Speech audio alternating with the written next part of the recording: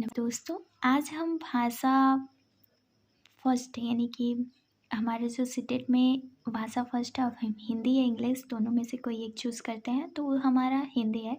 तो भाषा फर्स्ट में हमारा जो हिंदी वाला पार्ट है उसको हम स्टडी करेंगे और उसके पीवाईक्यू को हम देखेंगे और उसी आधार पे हमें समझ में आएगा कि हमें किस तरीके से क्वेश्चन को एग्ज़ाम में हल करना है और हमें प्रैक्टिस भी करनी है। तो हम नेक्स्ट वीडियो में प्रैक्टिस सेट लाएंगे जिससे हम सब मिलके उसको प्रैक्टिस सेट को सॉल्व करेंगे।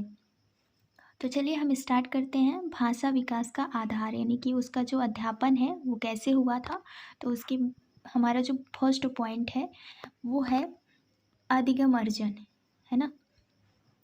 तो अधिगम अर्जन में हम रचनावाद का एक अधिगम सिद्धांत के रूप में किस में विश्वास करता है। तो इसमें आंसर है अधिगम सामाजिक रूप से होता है। यानी अधिगम कैसे होता है, इसमें कुछ वर्ड्स हैं जो बहुत ही कठिन दिए हुए हैं, उसको हमें बहुत ध्यान से देखना है। जैसे कि इसमें दिया हुआ है रचनावाद एक अधिगम सिद्धांत के रूप में किस में विश्वास करता है। तो आंसर है अधिगम सामाजिक रूप से होता है। अगर हम रचनावाद को इंग्लिश में देखें तो कंस्ट्रक्टिविज्म कहते हैं इसको। यह मानता है यानी रचनावाद यह मानता है कि अधिगम सामाजिक रूप से होता है और यह सिद्धांत के अनुसार विद्यार्थी अपने सामाजिक संदर्भ और अन्य लोगों के साथ संवाद के माध्यम से ज्ञान निर्माण करते हैं। वे समूह गतिविधियों, चर्चा और सहयोग के माध्यम से अपनी समझ, विचारों को विकसित करते हैं। रचनावाद यह मानता है कि ज्ञान का निर्माण सामाजिक इंटरेक्शन और अनुभव के आधार पर होता है ना। नेक्स्ट पॉइंट है हमारा चॉम्स्की के अनुसार मनुष्य के पास भाषा है। मतलब चॉम्स्की के अनुसार मनुष्य के पास भाषा कैसी है, तो यह है जैविकी अवस्था, है ना, जैविकी अवस्था है।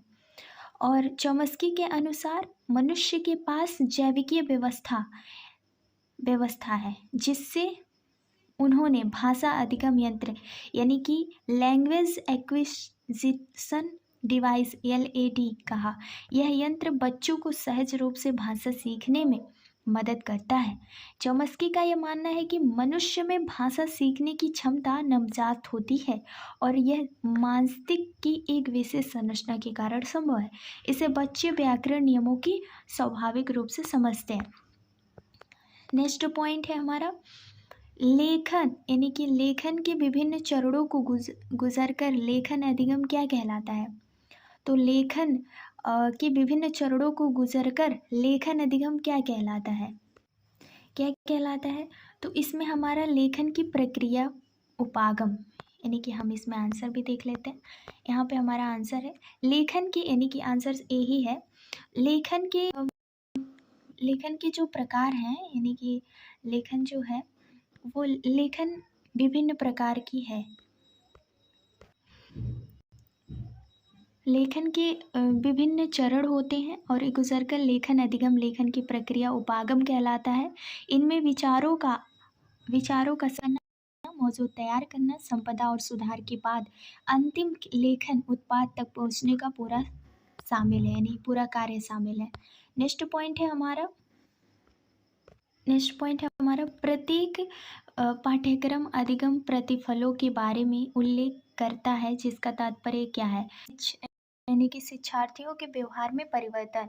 इसका हम डिटेल्स पढ़ लेते हैं। यानी अधिगम प्रतिफल का तात्पर्य है कि वह परिवर्तन जो शिक्षार्थियों के ज्ञान, कौशल, दृष्टिकोण, व्यवहार या शिक्षा के बाद दिखाई देता है।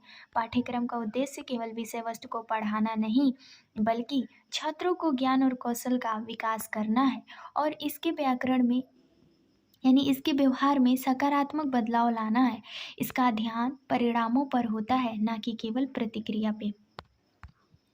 नेक्स्ट पॉइंट है भाषा अधिगम के बारे में कौन सा कथन सही है। तो मुद्रित समृद्ध परिवेश में भाषा अधिगम त्वरित गति से होता है। यानी मुद्रित परिवेश, यानी मुद्रित क्या है, मुद्रित समृद्ध परिवेश जैसे पुस्तक, संकेत, पोस्टर, बुलेटिन बोर्ड आदि अधिगमनकर्ताओं को नए शब्द, वाक्य संरचना और भाषा के प्रयोग की यानी उपयोग की सहजता से सीखने के अवसर प्रदान करता है। यह एक सकारात्मक और संवादात्मक वातावरण बनाता है जो भाषा अधिगम को तेजी और प्रभावी बनाता है। नेक्स्ट पॉइंट है रोना, कुजन और बलबलाना यानी बबलाना भाषा विकास की किस चरण अवस्था में का उदाहरण है ना। तो किस चरण अवस्था का उदाहरण है, तो ये हमारा होता है पूर्व भाषिक, यानी पूर्व भाषिक का उदाहरण है। जैसे कि रोना, रोना, कुजन यानी कि कुजन, कोयनी, बबलाना यानी बच्चे के भाषा विकास की पूर्व भाषित अवस्था के उदाहरण है। इस चरण में बच्चे भाषा की ध्वनियों का अभ्यास करते हैं जो बाद में वास्तविक शब्दों में भाषाई कौशल का आधार बनते हैं।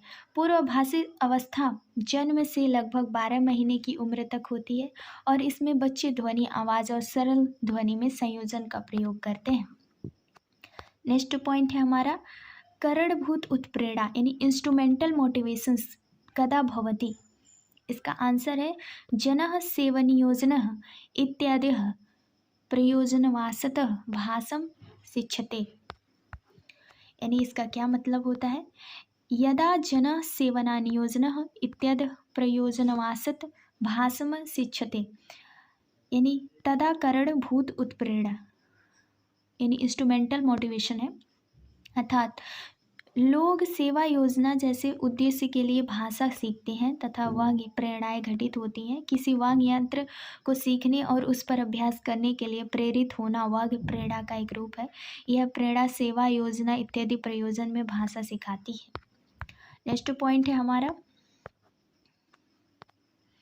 नेक्स्ट पॉइंट है निम्नलिखित में से कौन सा कथन राष्ट्रीय शिक्षा नीति 2020 के द्वारा शास्त्रीय भाषा के अध्ययन के बारे में सही है। तो वह हमारा आंसर है माध्यमिक चरण के दौरान एक अतिरिक्त विकल्प के रूप में शास्त्रीय भाषा का अध्ययन। अगर हम बात करें एनईपी 2020 में शास्त्रीय भाषाओं का अध्ययन, तो एनईपी 2020 के तहत माध्यमिक परीक्षा के चरण में शास्त्रीय भाषाओं को अतिरिक्त विकल्प के रूप में शामिल करने की महत्वपूर्ण निर्णय लिया गया है और इसका उद्देश्य है कि विद्यार्थियों को भारतीय सांस्कृतिक विरासत से जोड़ना और भाषा के प्रति उनकी रुचि को प्रोत्साहित करना। इस कदम में भारतीय भाषाओं के पुनर्जागरण की दिशा में एक महत्वपूर्ण प्रयास है। अगर हम प्रमुख भारतीय यानी कि शास्त्रीय भाषा की बात करें तो संस्कृत, तमिल, तेलुगु, कन्नड़, मलयालम, उड़िया ये पहले थी, लेकिन वर्तमान में 2024 में कुछ भाषाएं यानी 5 नई भाषाएं जोड़ी गई जिससे मिलाकर कुल 11 भाषाएं हो गई हमारी शास्त्रीय भाषाएं, जिसमें मराठी, पाली, प्राकृत, बंगाली, असमिया है ना। तो ये सभी हमारे कैसे हैं, ये सभी हमारे शास्त्रीय भाषा हैं। नेशनल भाषा की बात करें तो वो अलग अलग होंगे और भी होंगे उसमें। भाषा के बारे में कौन सा सही नहीं है, यानी कौन सा सही नहीं है, कुछ भाषाएं केवल विज्ञान और अभियांत्रिकी को ही बेहतर करने के लिए संप्रेषित कर सकती है, तो यही वाक्य सही नहीं है। जैसे कि अगर हम बात करें तो भाषा यानी कि भाषा एक संवाद प्रणाली है जिसका प्रयोग लोग विचारों, भावनाओं और सूचनाओं को आदान प्रदान करने के लिए करते हैं।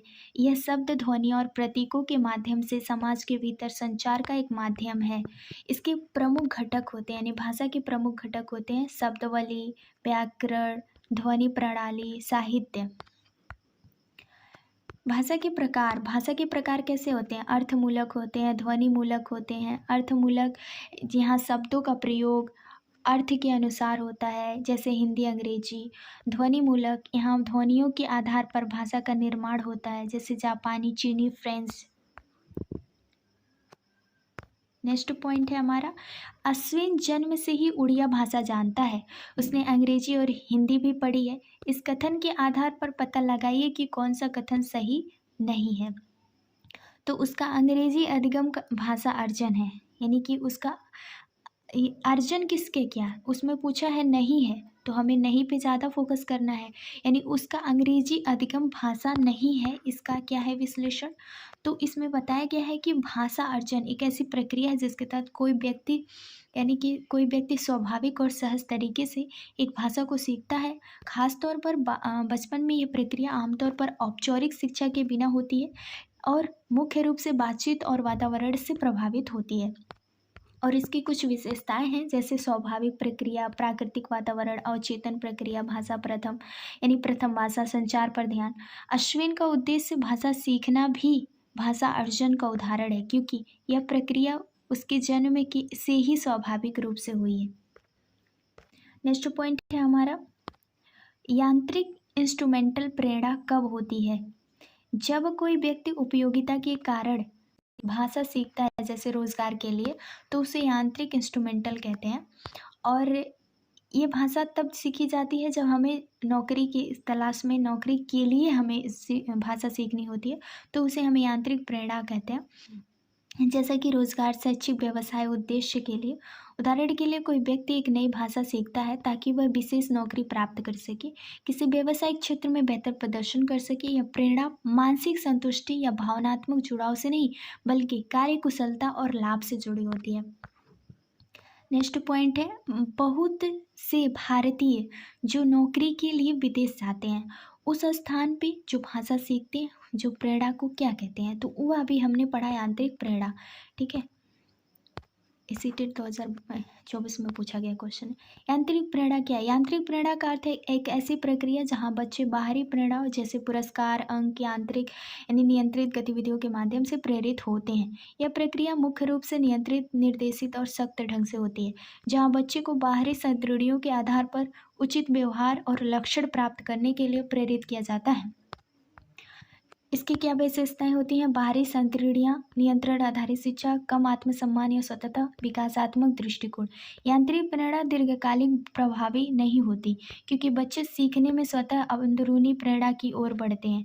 विकासात्मक दृष्टिकोण में स्वतंत्रता, अनुभव और बच्चे की अंदरूनी प्रेरणा को बढ़ावा देने पर जोर दिया जाता है। नेक्स्ट पॉइंट है हमारा, निम्नलिखित में से कौन सी शास्त्रीय भाषा नहीं है? तो हिंदी हमारी शास्त्रीय भाषा नहीं है, बल्कि शास्त्रीय भाषा हमारा तमिल, तेलुगु और संस्कृत है। नेक्स्ट पॉइंट है हमारा फ्रेंड, निम्नलिखित में से कौन सा विदेशी भाषाओं के अध्ययन के संबंध में राष्ट्रीय शिक्षा नीति 2020 के परिप्रेक्ष्य में सही नहीं है? तो नहीं है। तो माध्यमिक चरण के दौरान एक अतिरिक्त विकल्प के रूप में विदेशी भाषा का अध्ययन, ये सही नहीं है। कि सही क्या क्या है? तो हम सही की बात करें तो फ्रेंच को एक अतिरिक्त विकल्प के रूप में अनुशासित किया गया है, ये सही है। त्रिभाषा सूत्र के अंतर्गत भाषाओं में एक के रूप में विदेशी भाषाओं का अध्ययन किया जाता है। विदेशी भाषा को त्रिभाषा सूत्र के अंतर्गत अध्ययन की जा रही 3 भाषाओं में शामिल नहीं किया गया है। तो हम इसका पूरा डिटेल पढ़ लेते हैं। जैसे कि NEP 2020 त्रिभाषा मूत्र के अंतर्गत यानी कि विदेशी भाषाओं का अध्ययन अगर हम देखें, NEP 2020 में शिक्षा के क्षेत्र में एक महत्वपूर्ण बदलाव के तहत त्रिभाषा सूत्र को शामिल किया गया है, जिससे विद्यार्थियों को 3 भाषाओं में अध्ययन भी महत्वपूर्ण निभाता है। त्रिभाषा सूत्र के अंतर्गत विदेशी भाषाओं का अध्ययन, पहला है, अगर हम पहले की बात करें तो मातृभाषा, क्षेत्रीय भाषा तथा दूसरी भाषा और तीसरी भाषा में शिक्षित करने की संकल्पना। तीसरी भाषा के रूप में विदेशी भाषा का चयन किया जा सकता है, उदाहरण के लिए अंग्रेजी, फ्रेंच, जर्मनी। और संस्थान में विदेशी भाषा की भूमिका क्या होती है? स्कूली स्तर पर 3 भाषाओं की पढ़ाई जा सकती है, यानी सुनिश्चित किया जा सकता है, जहाँ पे प्राथमिक और माध्यमिक स्तर की विदेशी भाषाओं का अध्ययन किया जाता है। नेक्स्ट पॉइंट है, NEP 2020 में विदेशी भाषा की पढ़ाई में छात्रों को बहुयता लाभ मिलते हैं और उनमें संवाद कौशल और रोजगार संभावनाओं में वृद्धि होती है। राइट। नेक्स्ट पॉइंट हमारा कह रहा है कि भारत में भाषाओं के बारे में कौन सा कथन सही नहीं है ना? तो इसमें दिया है, इसमें आपको दिख रहा होगा यहाँ पे, भारत में संस्कृत आधुनिक भाषा यानी भारतीय भाषा है, ये गलत है। आपको पता है कि संस्कृत वैदिक काल से आती चली आ रही है, तो ये कैसे आधुनिक हो सकती है? तो ये हमारा पहला ऑप्शन गलत है। और अगर हम बात करें नेक्स्ट कौन सा सही है, तो हिंदी भारतीय उपमहाद्वीप की लोक भाषा लिंगवा यानी फ्रंका है। भारत के संविधान के अनुसार अंग्रेजी सहराजकीय भाषा है। भारत के संविधान की 8वीं अनुसूची के अनुसार 22 भाषाएं हैं। नेक्स्ट पॉइंट हमारा इसका डिटेल है, संस्कृत आधुनिक भारतीय भाषा नहीं है क्योंकि यह सबसे प्राचीन भाषा है। इसे सभी भाषाओं की जननी कहा जाता है। संस्कृत पुरानी इंडो आयरन की एक मानकीकृत बोली है। यानी आधुनिक भारतीय भाषाएं जैसे हिंदी, बांग्ला, मराठी, सिंधी, पंजाबी, नेपाली आदि संस्कृत में ही उत्पन्न हुई है। नेक्स्ट पॉइंट है, भाषा की कक्षा में विद्यार्थी अध्यापक के निर्देशन में समूह बनाकर दिए गए टॉपिक पर एक विज्ञापन प्रस्तुत करते हैं। इस तरीके में भाषा सीखना क्या कहलाता है? यानी कि ये सहयोगात्मक अधिगम है। अगर हम भाषा की कक्षा में विद्यार्थी अध्यापक के निर्देश में समूह बनाकर किसी टॉपिक पर विज्ञापन प्रस्तुत कर रहा है तो इस तरीके को हम एक सहयोगात्मक अधिगम कहते हैं। क्योंकि अगर हम इस प्रकार के दृष्टिकोण को देखें तो विद्यार्थी समूह बनाकर सीखने का काम कर रहा है। वह सभी को यानी कि इतना वह छोटा है कि वो सुनिश्चित किया जा सके कि हर कोई इसमें भाग ले सकता है ना। नेक्स्ट पॉइंट है, भारत की शिक्षा नीति में भाषा त्रिभाषा सूत्र किसे समुद्र यानी समुद्रत करने के लिए कहती है। तो कुछ ऐसे वर्ड्स हैं ना फ्रेंड्स जो हमें कंफ्यूज कर देती है, तो इसको बहुत ध्यान में हमें देखना है कि वो कह क्या रहा है। तो ये हमारा जो मातृभाषा आधारित बहुभाषावाद, भाषा यानी भारत की शिक्षा नीति में भाषा त्रिभाषा किससे संपन्न करने के लिए कहती है, तो मातृभाषा आधारित बहुभाषावाद। अगर हम इसका डिटेल देखें तो भारत की शिक्षा नीति में भाषा त्रिभाषा सूत्र भाषा आधारित बहुभाषावाद को संपन्न करने के लिए कहती है। त्रिभाषा सूत्र के तहत भारतीय स्कूलों में 3 भाषाओं की शिक्षा दी जा सकती है, इसकी सिफारिश की गई है। तो पहली भाषा मातृभाषा या क्षेत्रीय भाषा होगी, दूसरी भाषा हिंदी भाषा और राज्यों में आधुनिक भारतीय भाषा या अंग्रेजी, गैर हिंदी भाषाई राज्यों में हिंदी या अंग्रेजी होगी, तीसरी भाषा हिंदी भाषा तथा गैर हिंदी भाषाई दोनों राज्यों में अंग्रेजी या एक आधुनिक भारतीय भाषा। आधुनिक भारतीय भाषाओं में बांग्ला, कंकड़, तेलुगु, मराठी, पंजाबी, तमिल आदि भाषाएं शामिल की गई हैं। नेक्स्ट पॉइंट है हमारा, शिक्षार्थियों को समृद्ध भाषाई परिवेश मिलना चाहिए और गलतियां इस बात का साक्ष्य हैं कि अधिगम हो रहा है। यह किसके द्वारा अनुशासित है? तो ये संज्ञानात्मकवादी है। अगर हम बात करें शिक्षार्थियों को समृद्ध भाषाई परिवेश मिलना चाहिए और गलतियां इस बात का साक्ष्य है कि अधिगम हो रहा है, यह संज्ञानात्मकवादी द्वारा अनुशासित है। संज्ञानात्मकता के अनुसार हमारा मस्तिष्क स्कीमा के प्रयोग के यानी उपयोग से माध्यमक से सीखता है जो एक ढांचा है और इसका प्रयोग हम नई अवधारणाओं को समझने के लिए करते हैं। स्कीमा सूचना की एक फाइलिंग प्रणाली के तहत काम करती है जिसे हमारा मस्तिष्क वर्गीकृत करता है और तब संग्रहित करता है जब नए सीखने के सार्थक संबंध बनाना होता है। नेक्स्ट पॉइंट है फ्रेंड हमारा, नेक्स्ट पॉइंट है हमारा भारत यानी कि भाषा शिक्षा पर राष्ट्रीय शिक्षा नीति 2020, राष्ट्रीय शिक्षा नीति 2020 के संदर्भ में कौन सा कथन सही नहीं है? तो नहीं है, इसके बारे में बताना है। तो हमारा त्रिभाषा सूत्र के अंतर्गत शास्त्रीय भाषा का अध्ययन, ये गलत है, बल्कि आंसर कौन सा सही है, मतलब इसमें सही तो यही है पहला वाला आंसर, क्योंकि इसमें गलत पूछा है। तो हमें क्या क्या ध्यान में देना है? भाषा सूत्र के अंतर्गत मातृभाषा घर की भाषा का अध्ययन, मातृभाषा के अंतर्गत भारतीय भाषाओं का अध्ययन और त्रिभाषा सूत्र के अंतर्गत भाषा के रूप में अंग्रेजी भाषा का अध्ययन।